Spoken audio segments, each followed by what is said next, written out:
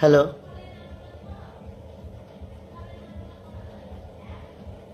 আমার কথা কি শোনা যাচ্ছে? একটু বলবেন please.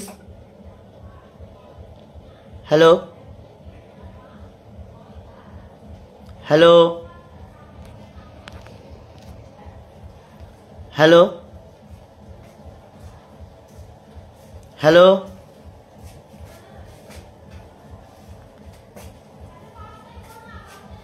Hello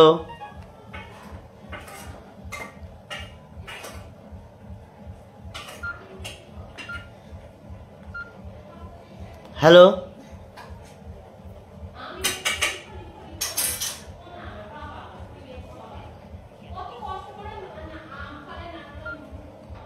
hello hello hello hello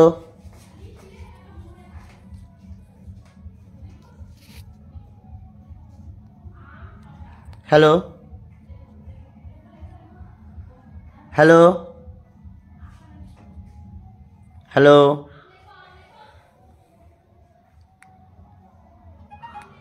hello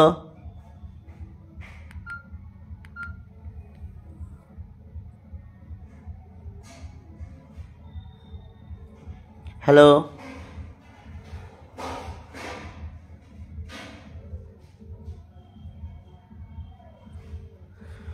hello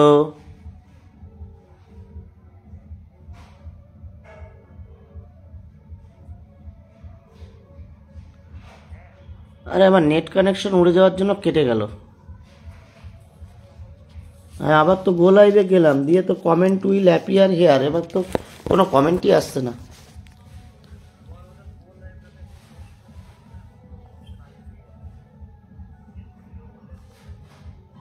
তাহলে কি ধরে আর? হ্যাঁ, এসছে, আবার এসছে। হ্যালো, একটু ধরে থাকো। হ্যালো, কেউ শুনতে পেলে একটু বলবেন প্লিজ। এখনো কোনো কথা আসছে না।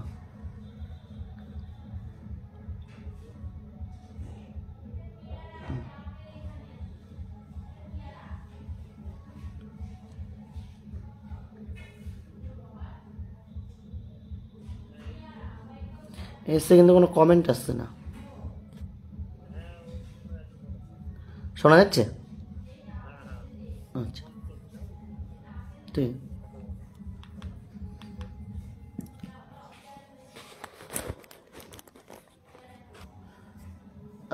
মাফ করবেন, হঠাৎ করে আমার নেট কানেকশনটা অফ হয়ে গিয়েছিল। আমি তার জন্য আপনাদের সকলের কাছে ক্ষমা প্রার্থী। তো যে জায়গাটায় আমি ছিলাম। হ্যালো, আগামী যে 24শে ডিসেম্বর 2024 আমরা যে কর্মসূচিটা নিতে চলেছি মিছিল করে, আচার্য সদন এবং বিকাশ ভবন তৎসহ আমাদের শিক্ষামন্ত্রীর কাছেও যাওয়ার কথা। আমরা শিক্ষামন্ত্রীর কাছেও যাব, কারণ আমরা দীর্ঘ 11 বৎসর শহীদ মাতঙ্গিনী হাজরা মূর্তির পদতলে এই রোদ, জল, বৃষ্টি, শীত উপেক্ষা। খুব ডিস্টার্ব করছে নেটে, প্রচণ্ড বলা যাচ্ছে না, মানে মাঝে মাঝে কেটে যাচ্ছে। শোনা যাচ্ছে? হ্যালো, শোনা যাচ্ছে? একটু বলবেন প্লিজ। হ্যালো, চন্দনদা একটু বলো শোনা যাচ্ছে কি না।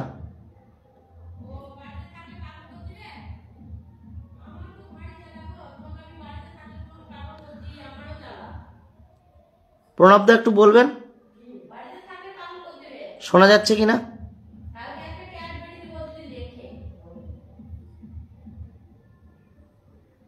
আচ্ছা, আর একটু কমেন্ট করো শোনা। বারবারই ডিস্টার্ব করছে নেটে। আগামী 24শে ডিসেম্বর 2024 আমরা বিকাশ ভবন এবং আচার্য সদনে যে ডেপুটেশন দিতে চলেছি এবং মিছিল করে, শান্তিপূর্ণ মিছিল করে আপনারা সকলে সেখানে আসবেন, উপস্থিত হবেন। আমরা সকলের যন্ত্রণার কথা দেয়নি সাদা খাতা, বা পরীক্ষা দিলেও যারা সাদা খাতা জমা দিয়েছে তারা কিন্তু ইন্টারভিউ দিল, তাদের কাউন্সেলিং হলো, তারা সুপারিশপত্র অর্থাৎ নিয়োগপত্র তারা পেয়ে গেল। তাহলে তারা সাদা খাতা দিয়ে যদি পেতে পারে হয়েও কেন আমরা আজকে রাস্তায় থাকবো? দীর্ঘ 11 বৎসর আমরা এই যন্ত্রণা ভোগ করছি, তাহলে কেন করব? আপনারা একটু ভাবুন, মঞ্চটাকে ধরে রাখুন। মঞ্চে আমাদের উপস্থিতি কম হচ্ছে। আসলে আজকে আমার বলার মানসিকতাটা বারবারই চেঞ্জ হয়ে যাচ্ছে, বারবার স্লো কানেকশনের জন্য কেটে যাচ্ছে, আর কেটে যাওয়ার কারণে আমার যে কথাগুলো সেগুলো ঠিক আর সাজিয়ে আসছে না।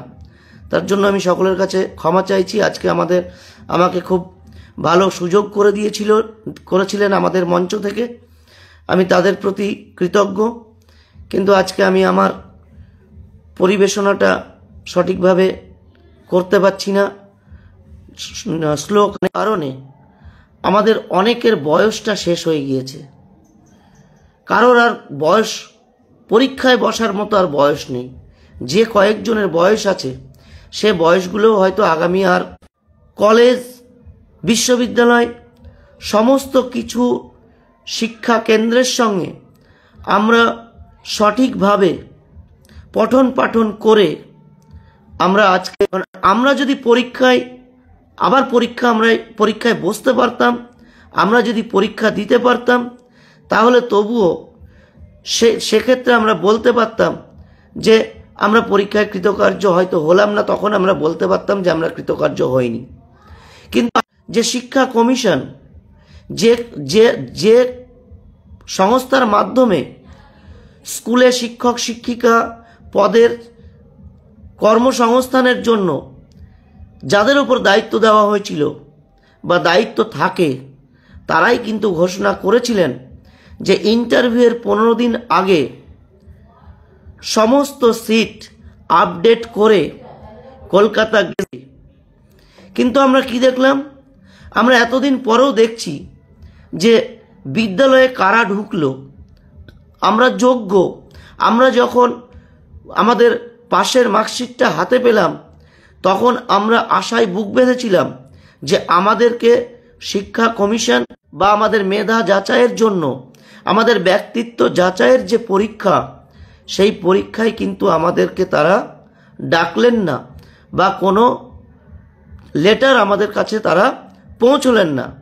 তাহলে কেন আমরা এই চিঠিটা পেলাম না? আমরা কেন ইন্টারভিউ দিতে পারলাম না? এর উত্তর কে দেবে?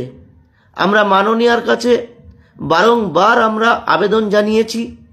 আপনি তো সমস্ত সমাজের যেরকম বঞ্চিত, সেই রকম বঞ্চিত মানুষের পাশে আপনি যাচ্ছেন। আপনি ডাক্তারদের একটা যে সমস্যা তৈরি হয়েছিল কিছুদিন আগে, সেই সমস্যার কারণে যে আন্দোলন কলকাতার রাজপথে তৈরি হয়েছিল এবং ধর্ণা মঞ্চ তৈরি হয়েছিল, সেই ধর্ণা মঞ্চকে তুলতে এবং চিকিৎসা পরিষেবা যাতে রাজ্যের মানুষ সঠিকভাবে পেতে পারে তার সুব্যবস্থার জন্য আপনি বারংবার তাদেরকে আবেদন জানিয়েছেন যে তাদের কয়েকজন প্রতিনিধির সঙ্গে তিনি কথা বলতে চান। আপনার বিভিন্ন আধিকারিক যারা আপনার আশেপাশে থাকে, যারা আমাদের রাজ্য সরকারকে চালাতে আপনাকে সহায়তা করেন, সেই সমস্ত আধিকারিকরাও কিন্তু তাদের সঙ্গে কথা বলেছেন, বারংবার কথা বলেছেন, তাদের কাছে পৌঁছিয়েছেন, তাদের সমস্যা সমাধানের চেষ্টা করেছেন, তাদের দাবি দাওয়া নিয়ে আলোচনায় বসতে চেয়েছেন। তাহলে মাননীয়া, আপনি কেন এই শিক্ষিত বেকার যুবক যুবতীদের কথা শুনবেন না? আমরা বারংবার আপনার কাছে আবেদন করেছি, আমরা মিডিয়া মাধ্যমেও আমরা আবেদন করেছি। তাহলে কেন আপনি আমাদের আবেদনে সাড়া দেবেন না?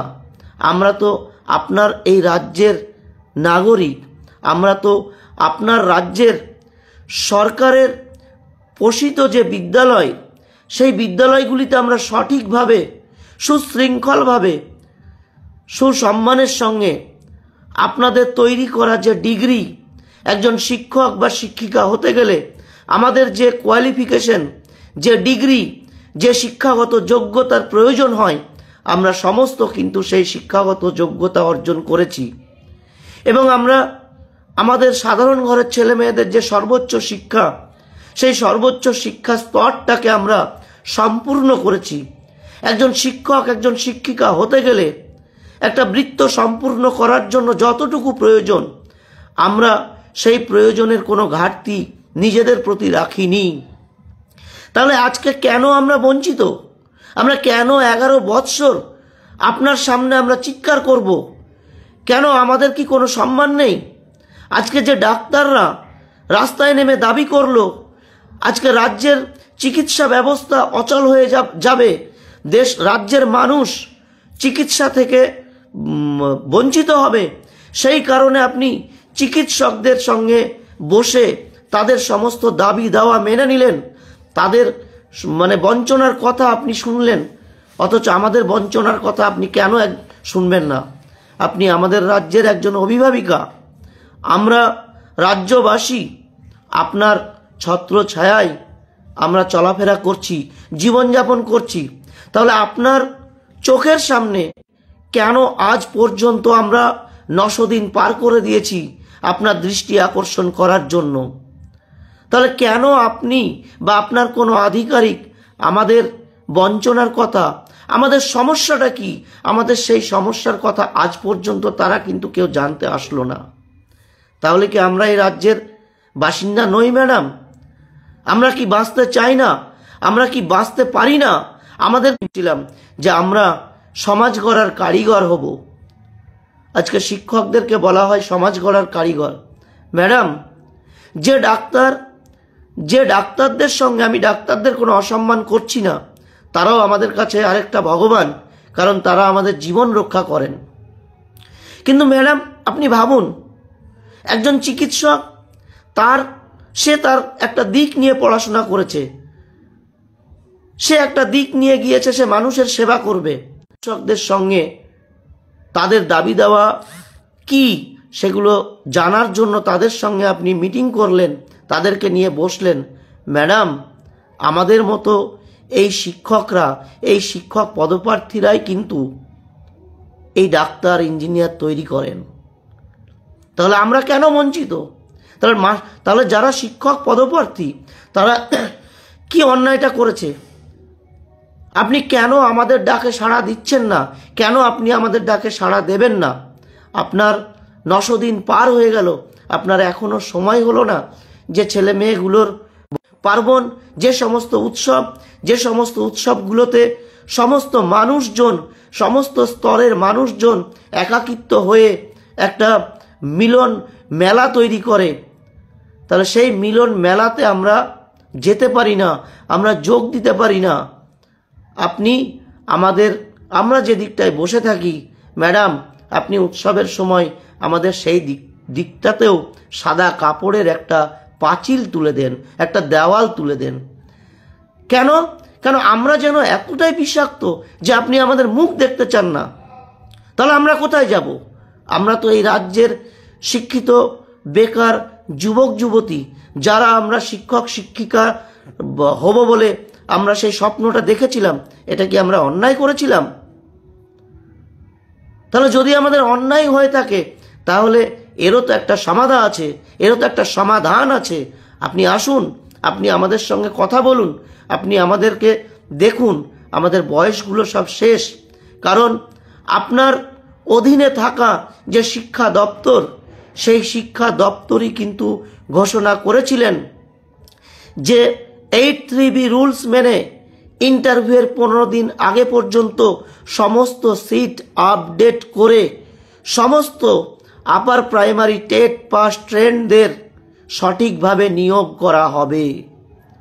তাহলে আজকে আপনার পরিচালনাধীন যে কমিশন, শিক্ষা কমিশন, সেই কমিশনকে তাহলে কারা নিষেধ করছে 8-3B রুলসটাকে মান্যতা না দিতে? তাহলে আমরা কার কাছে এই উত্তরটা চাইব? আমরা আইনি পথেও 8-3B রুলসের কোনো আমরা ফল পেলাম না, আমরা সেখানেও বঞ্চিত। আপনার তো প্রচুর সিট আছে, আজকে দীর্ঘ 11 বৎসর উচ্চ প্রাথমিকে কোনো নিয়োগ নাই। আপনি বলুন তাহলে প্রাইমারিতে পরপর 3 বার 2014 সাল থেকে 2024 সাল পর্যন্ত এই 10-11 বৎসরে ম্যাডাম প্রায় 72,000-এর ওপরে আপনি প্রাইমারি শিক্ষক নিয়োগ করেছেন। তাহলে কি আমাদের রাজ্যের ছেলেমেয়েদের পড়াশোনাটা চতুর্থ শ্রেণী পর্যন্ত? চতুর্থ শ্রেণী পাশ করলেই কি আমরা আমাদের যোগ্যতা অর্জন করতে পারবো? আমরা আমাদের সরকারি কর্মে নিযুক্ত হওয়ার জন্য আমরা যোগ্য? চতুর্থ শ্রেণী পাশ করতে পারলেই? এই উত্তরটা ম্যাডাম আপনিই দিন। আপনি নিজে মুখে এটা বলুন যে আমার প্রাইমারিটা দরকার। আমাদের রাজ্যের প্রাইমারি শিক্ষাটা বাধ্যতামূলক এবং প্রাইমারি শিক্ষাটাকে যাতে আমরা সমাজের সর্বস্তরের শিশুদের মধ্যে ছড়িয়ে দিতে পারি, তার জন্য আমরা শুধুমাত্র চতুর্থ শ্রেণী পর্যন্তই পড়াশোনাটা চালাবো। বাকি উচ্চ প্রাথমিক, উচ্চ বিদ্যালয়, কলেজ, বিশ্ববিদ্যালয় এই পড়াশোনাগুলো করে ছেলে মেয়েদের কোনো লাভ নেই। কারণ এই যোগ্যতা সম্পন্ন ছেলে মেয়েদের আমরা চাকরি দিতে পারবো না। এরকম আমাদের কোনো দপ্তর নেই যে দপ্তরে আমাদের স্নাতকোত্তর এই সমস্ত ছেলে মেয়েগুলো আমাদের লাগবে। তাহলে ম্যাডাম আপনার আগামী দিনে যে সমস্ত দপ্তরগুলো আছে সেই সমস্ত দপ্তরগুলোতে তাহলে প্রাথমিক শিক্ষাটা অর্জন করলেই মনে হয় শিক্ষিত হওয়ার শেষ ধাপটা শেষ করা যাবে। ম্যাডাম আপনার কাছে করজোরে অনুরোধ, আমাদের বয়সগুলো শেষ, আমাদেরকে বাঁচান, আমাদের পরিবারগুলোকে বাঁচান। আপনি একটু কমিশনকে বলুন যে কমিশনের তৈরি করা যে 8-3B রুলস, এই রুলসটা কেন কমিশন মানবে না? কেন 11 বৎসরেও একটা সিটও আপডেট করবে না?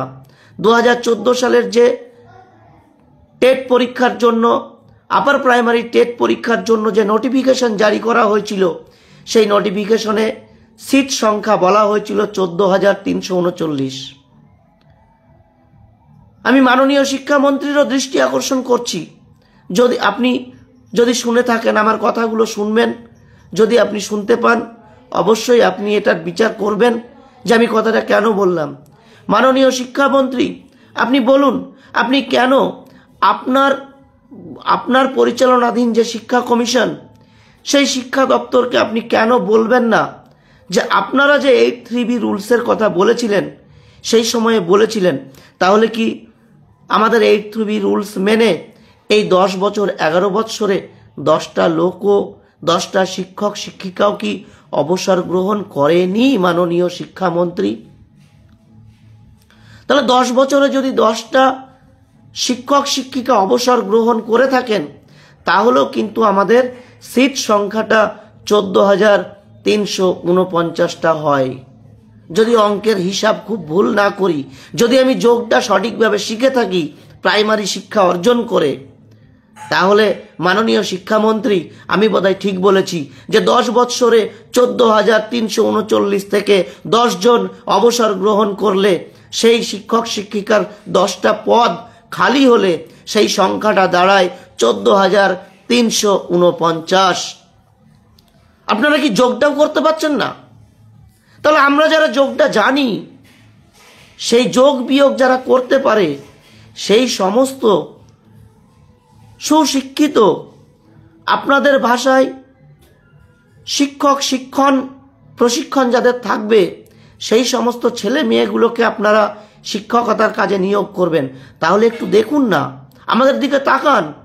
আমরা অঙ্কটা তো করতে পারছি, আপনাদের হাতে হাজার হাজার সিট আছে, তাহলে আপনারা কেন সিট আপডেট করবেন না?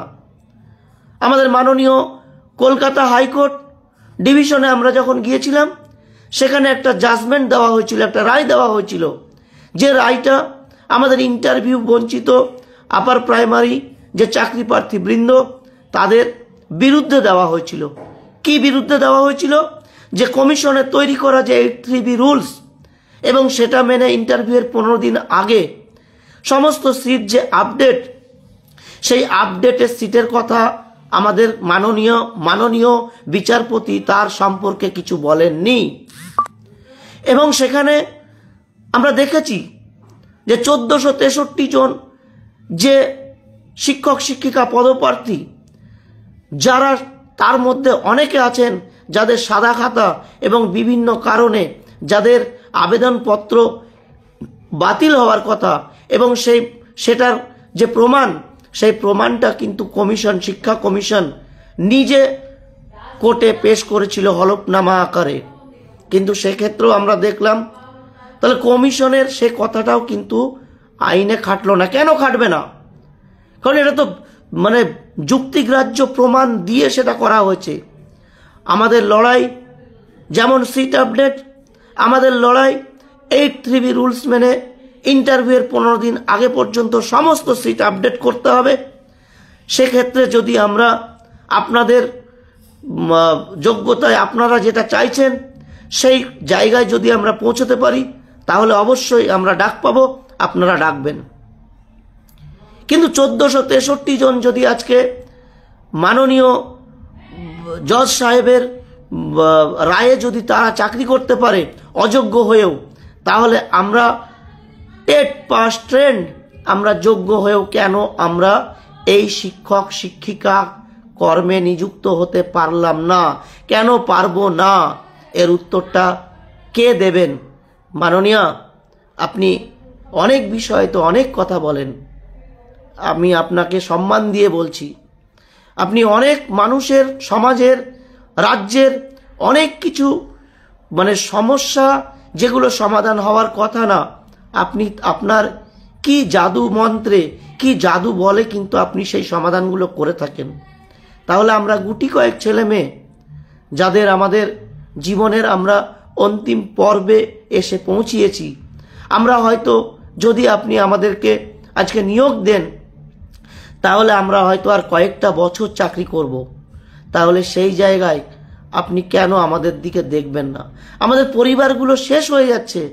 আমাদের যে সমস্ত আমরা ইন্টারভিউ বঞ্চিত আপার প্রাইমারি চাকরি প্রার্থীবৃন্দ যারা শহীদ মাতঙ্গিনী মূর্তি হাজরার পদতলে দীর্ঘ 900 দিন অতিক্রান্ত হয়ে গেল, আমরা ওখানে ধর্ণা মঞ্চে উপস্থিত হই বা প্রত্যেক দিন আমরা অফিস টাইমে যাই, এবং অফিস যখন ছুটি হয় তখন আমরা বাড়ি আসি সারাদিন না খেয়ে না দে। আমরা কেন যাই? আমাদের বাড়িতে বাবা মা বৃদ্ধ অসুস্থ, আমরা যারা সংসার ধর্ম পালন করছি তাদের বাড়িতে ছোট ছোট ছেলে মেয়েরা আছে, তাদের সঠিক শিক্ষার আলোয় আনতে গেলে আমাদের একটা আর্থিক একটা পথ দরকার, আমাদের কর্মসংস্থান দরকার। আমরা যে কর্মে নিযুক্ত হব বলে স্বপ্ন দেখেছিলাম সেই শিক্ষক শিক্ষিকা পদে আমরা নিয়োগ পেতে চাই। আপনি দেখুন, আপনার দৃষ্টি আকর্ষণ করছি, আপনি মানব দরদি, আপনি মানবতার সঙ্গে আমাদের দাবি, আমাদের চাহিদা কি, আপনি আসুন আমাদের সঙ্গে একবার কথা বলুন। একবার কথা বলে আমাদের দাবিটা ন্যায্য না অন্যায্য সেটার বিবেচনা করুন। আপনার কাছে আমরা বারংবার গিয়েছি, আবারও আমরা যাব। আমাদের বয়সগুলো শেষ। আমাদের এমনও আছে যে সমস্ত ছেলে মেয়েরা হয়তো পারিবারিক সমস্যার কারণে যাদেরকে সংসার ধর্ম পালন করতে হয়েছে, তাদেরও সংসারে অশান্তির শেষ নেই। কারণ সেই সংসার চালাতে আমাদের মতো অনেক ছেলে মেয়ে তারা হিমশিম খেয়ে যাচ্ছে, কি করে সংসার চালাবে, তারা পারছে না। অনেক সংসার ভেঙে যাচ্ছে। তাহলে এই ভেঙে যাওয়া সংসারগুলোকে জোড়া লাগাতে, আমাদের জীবনটাকে সুশৃঙ্খলভাবে এগিয়ে নিয়ে যেতে, আগামী দিনের ভবিষ্যৎ প্রজন্ম যাতে আমরা তৈরি করতে পারি, বিদ্যালয়গুলোকে যাতে আমরা বাঁচাতে পারি, যে বিদ্যালয়গুলো আজকে বন্ধ হয়ে যাচ্ছে সেই বিদ্যালয়গুলোর তালাগুলো যেন আমরা খুলতে পারি। আমরা আমাদের পিছিয়ে পড়া সমাজের যে সমস্ত দরিদ্র হতদরিদ্র পরিবারের ছেলেমেয়েরা আছে তাদেরকে যাতে আমরা শিক্ষার আলোয় আনতে পারি, এই ভরসাটুকু আমাদের উপরে রাখুন। আমাদের কাছে আসুন, আমাদের পাশে দাঁড়ান। আমাদের যে যন্ত্রণার কথা সেই যন্ত্রণার কথাটা শুনুন। আমাদের দাবিটা কি আমরা দীর্ঘ 11 বৎসর আপার প্রাইমারি পাস করেছি, আমরা ট্রেন্ড, আমরা যোগ্য ম্যাডাম। আমরা যোগ্য হয়েও আজকে অযোগ্যর মতো রাস্তার ধারে বসে আছি। এর পাশাপাশি আমি বলবো যে আমাদের সর্বস্তরের যে সমস্ত বুদ্ধিজীবীরা আছেন, সেই সমস্ত বুদ্ধিজীবী যারা আমাদের রাজ্যে কিছু হলেই আপনারা রাস্তায় নেমে পড়েন মোমবাতি নিয়ে, তাহলে আজকে আপনাদের মতো শিক্ষিত বুদ্ধিজীবীদের কিন্তু আমরা পাশে পাচ্ছি না। আমাদের পাশে আজকে কেউ নেই। কেন থাকবে না? আমরা কি কেনা সার্টিফিকেট নিয়ে রাস্তায় বসে আছি? আমরা কি মাধ্যমিক, উচ্চ মাধ্যমিক, স্নাতকোত্তর এই ডিগ্রিগুলোর যে কাগজটা, ডিগ্রি শেষে যে কাগজটা পাওয়া যায়, যে সার্টিফিকেট, যে শংসাপত্রটা পাওয়া যায়, এটা কি আমাদের কেনা শংসাপত্র? যে বুদ্ধিজীবীরা আজকে আমাদের পাশে আসছেন না, অন্য কোনো কারণে আপনারা মোমবাতি নিয়ে বেরিয়ে পড়েন। তাহলে সমাজটাকে এগিয়ে নিয়ে যাওয়ার জন্য শিক্ষিত ছেলে মেয়েগুলো যাতে একটা জায়গা পায়, সঠিক জায়গা পায়, তার দাবি নিয়ে তো আপনারা আমাদের পাশে আসছেন না। সর্বোপরি যে সমস্ত শিক্ষক শিক্ষিকারা যারা বিদ্যালয়ে কর্মরত, সেই সমস্ত শিক্ষক শিক্ষিকা, শিক্ষাকর্মীবৃন্দ, তারাও কিন্তু আজকে আমাদের পাশে নেই। তাহলে আমরা কি অন্যায়টা করেছি? আমরা কি করেছি? আমরা শিক্ষক শিক্ষিকা হওয়ার জন্য যে সমস্ত আমাদের ডিগ্রিগুলো প্রয়োজন, সেই ডিগ্রিগুলো আমরা অর্জন করেছি, যা কিছু করার দরকার করেছি। আপনারা শিক্ষক শিক্ষিকা পদে নিয়োগ করার জন্য যে মেধা যাচাই করেন পরীক্ষার মাধ্যমে, আমরা সেই পরীক্ষা দিয়ে কৃতকার্য হয়েছি। কৃতকার্য হওয়ার পরেও আমরা অসফল। আপনাদের ভাষায়, আমাদের ভাষায় না, আমাদের ভাষায় কিন্তু আমরা সফল, কিন্তু তবুও আমরা আপনাদের চোখে অসফল।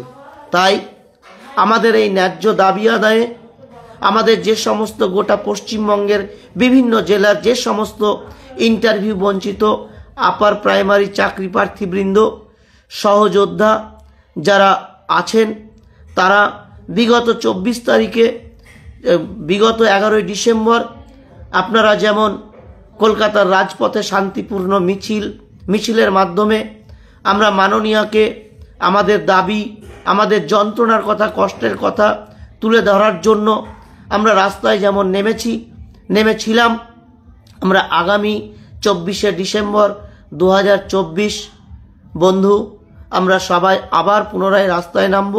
অবশ্যই সুশৃঙ্খলভাবে মিছিল করে আমাদের উদ্দেশ্য বিকাশ ভবন এবং আচার্য সদন তৎসহ শিক্ষামন্ত্রী, এদের কাছে আমাদের লিখিত আকারে ডেপুটেশন দেওয়া, আমাদের দাবিটা জানানো যে সঠিকভাবে আমাদের নিয়োগ প্রক্রিয়াটা হোক। যদি কোনো কারণে আমাদের এই মিছিলের জায়গাটা পরিবর্তন হতে পারে, এটাও আমি বলছি, হতে পারে পরিবর্তন, কারণ প্রশাসন একটা বিষয়, কারণ প্রশাসনের অনুমতি সাপেক্ষে আমাদের এই মিছিলটা হতে চলেছে। সেখানে প্রশাসন যদি বলে যে আমরা যেমন গত 11ই ডিসেম্বর করতে চেয়েছিলাম নবান্ন, আমরা ধর্মতলা থেকে নবান্ন আমরা অভিযানটা চেয়েছিলাম, কিন্তু প্রশাসন আমাদের অনুমতি দেননি তাদের নিরাপত্তার কারণে। আগামী দিনে আমরা যেটা করতে চলেছি 24শে ডিসেম্বর 2024 বিকাশ ভবন এবং আচার্য সদনের উদ্দেশ্যে যে মিছিল, সেটাও কিন্তু কোনো কারণে আমাদের জায়গা, মিছিলের যে জায়গা, শুরুর যে জায়গা, সেটা সহযোদ্ধা বন্ধু সবাইকেই বলছি পরিবর্তন হতে পারে, আপনারা মাথায় রাখবেন। বারবার আবেদন করব আমাদের নিজেদের স্বার্থে, আমাদের যন্ত্রণার কথা তুলে ধরতে, আমাদের ন্যায্য দাবি আদায়ে, আমাদের ভবিষ্যৎ জীবনের সাফল্য পেতে, আমাদের পরিবারগুলোকে বাঁচাতে, আগামী দিনের আপনাদের সুন্দর স্বপ্নগুলোকে বাস্তবায়িত করতে আপনারা কাঁধে কাঁধ রেখে, হাতে হাত ধরে পুনরায় আবার রাস্তায় নামুন। ডিসেম্বর এবং আগামী আমাদের যে সামনের যে নতুন বছর আসতে চলেছে 2025 সালের জানুয়ারি মাস, এই দুটো মাস আমাদের কাছে আমাদের দাবি দেওয়া আদায়ের জন্য খুব গুরুত্বপূর্ণ সময়।